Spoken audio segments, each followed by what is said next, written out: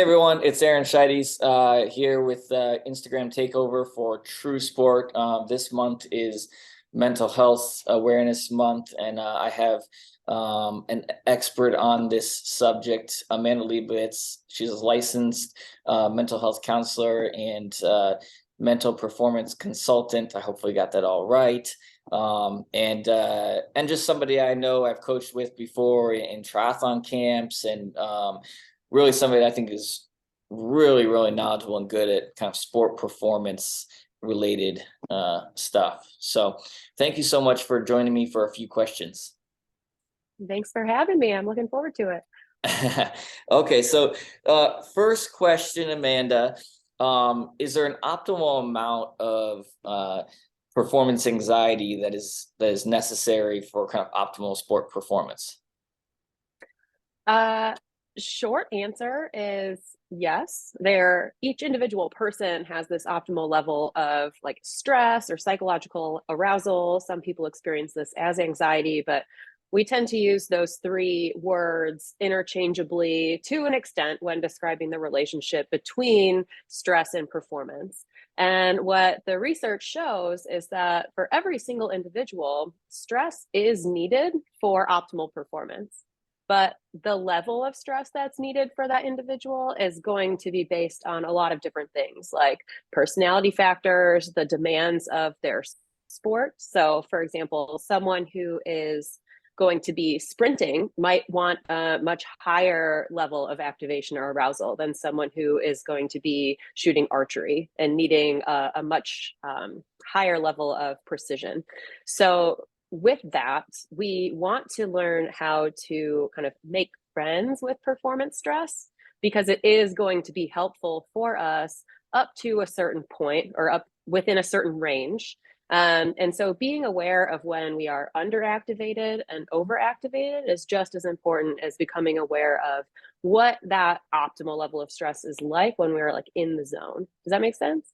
That makes sense. Being aware is, I think, the key, right? It is aware. Yeah, I always say that like stress is a normal and expected part of life to the extent that our body is exquisitely designed to manage it effectively. And so the goal is not necessarily to prevent stress from happening, but it's more about how are we able to manage it and regulate it in a way that serves us in our lives and in the sport domain. So kind of you just went right into the next question. How do we prevent sport performance anxiety or performance anxiety from spilling over into possibly starting to have mental health problems in overall life, more particularly in our youth? Sure. Yeah. I mean, that is a really, really great question. And I think there's a lot of different ways that it could be answered, but particularly in the line of thinking that you've brought up as far as, what can coaches and parents do to help prevent this from becoming into a much bigger issue in our youth athletes, it would really be, are we willing to have conversations with our young athletes about performance stress or life stress in general, whether it be anxiety or otherwise. And so that can become a normal topic of conversation, whether things are going well or not going well. We tend to see stress and anxiety becoming an issue when they're like kind of held within the individual, and there's no way to express that or seek support. And so, as adults who are working with or relating to youth athletes, we can be mindful of our own responses to that. So, it's kind of like, when has, telling someone to just calm down ever helped them just calm down? So an alternate way to approach that might be to ask the young athlete, what are you most worried about in this moment? Because we don't know if the athlete is concerned about disappointing mom and dad or another parent. We don't know if, perhaps this is a high school athlete, if there's like a scout present and they're worried about whether or not they're going to get the scholarship that they want. Maybe they're like not feeling that they've been training at their best and don't want to let down teammates. So there's like a lot of reasons why an athlete might be experiencing stress and anxiety in a performance situation. And it's really helpful not to assume that we know what that is as kind of the helping person, rather create a space where the athlete can tell us what they are feeling and respond to that, knowing that if someone is experiencing any kind of emotion, it is valid because they're already experiencing it. It may or may not be justified, but that's a whole other part of the equation. Mhm. But really, like again, creating that space for athletes to kind of talk and be vulnerable and not have like kind of that shame or that judgment or kind of an evaluation put on that is going to be really helpful in catching things before they turn into a bigger mental health issue. Nice.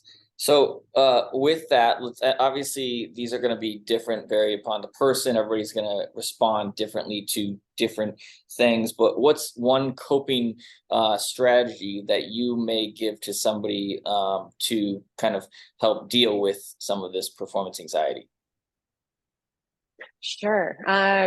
I am a mindfulness based practitioner. So a lot of my go to coping skills have to do with like kind of a mindfulness based approach. And what I mean by that is, can we pay attention to what we're thinking, feeling, and sensing in our bodies without making up a story about what it means that we're thinking or feeling that way? And so, whenever I am working with a new athlete, and this could be a youth or it could be a very seasoned adult, um, I always remind people that thoughts are not facts, because what happens when we're feeling anxiety is that we're worrying about what might happen in the future. But what happens within our brains is that we say, I'm worried that I'm not going to perform well, or I'm worried that I'm going to let my team down.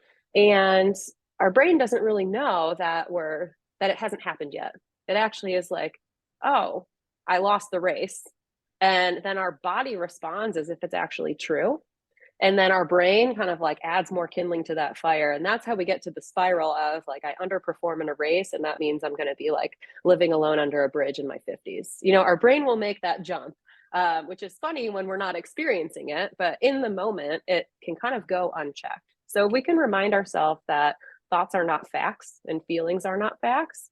It gives us a little bit more power back in that situation to like hone it back in to the present moment and simply say, I'm worried about not performing the way that I want to, and having it kind of end there, which, doesn't necessarily get rid of the stress or get rid of the anxiety, but it's really helpful to keep it at a level that's manageable. Because it's when it gets bigger and bigger and bigger and spirals and becomes unmanageable that we start to feel helpless and powerless. And then that just leads down to a whole different road of like kind of performance breakdown. Yeah. I like that. Thoughts are not facts. I know that's easier to say than to believe sometimes, but Totally. definitely. And our brains are so convincing of that. It's like, if I think it, then it's true. But that's not necessarily the case. So we can remind ourselves that, just because I think something doesn't mean that I'm going to do it. I always think of like, how often, in the adult world, like, do we want to just like reach through the Zoom screen and like maybe like, shake a coworker who's saying something like either that you don't like, or maybe they're just like not picking up the program, but we don't actually like go ahead and shake that person. So we can Mhm. think things without them being true or without them being facts all the time. But especially when we're in a situation where it seems like there's a really high risk to not meeting our goals, we tend to like buy into that story our brain's telling a lot more readily than if we're in that low pressure or low stress situation. Yeah, nice. Last question.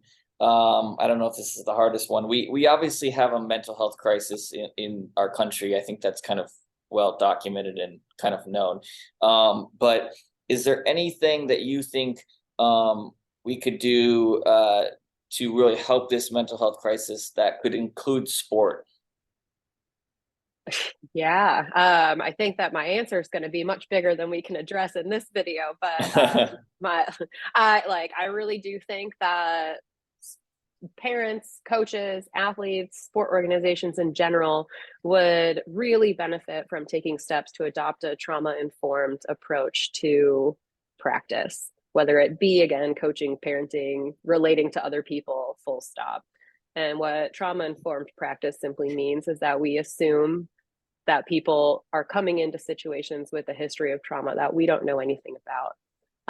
But it also involves taking steps to meet people with empathy, compassion, and respect, and to do things that maybe minimize the risk of traumatization or re traumatization. We know that sport environments are very high stakes for a lot of people, whether it be, the youth athlete that really wants to, perform well for mom and dad, or someone like you who's, trying to get to the Paralympic Games. The stakes tend to be high. And that also means that there is a big risk for like kind of disappointment, kind of identity crises, for lack of a better term, and just in general, things that cause us to question what we believe about ourselves. And so, with that, there's also a high risk for kind of developing these trauma responses. And so, if we are able to approach each other with, again, empathy, compassion, and respect, and create a space where, for example, failure is okay and doesn't define who you are as an athlete or a human being, we're going to be able to create systems that support youth athletes as they're going through these major developmental changes, figuring out who they are and finding their place in the world, in a way where they are able to be more regulated and more confident to try, fail, and discover. Because that curiosity is a really important component of the adolescent and teenage years. And so we want to be able to, create spaces within sport that allow athletes to figure out who they are as they participate in sport, rather than using sport as a way to define themselves. And that is going to make individuals so much more resilient in the face of any kind of stressor that life can throw at you. And so that's kind of my short answer to something that I wish we could have a much more in-depth conversation about. But do you have any questions based on what I just shared? No, I think that yeah, that could be a long conversation, of course, an hour long conversation, I think.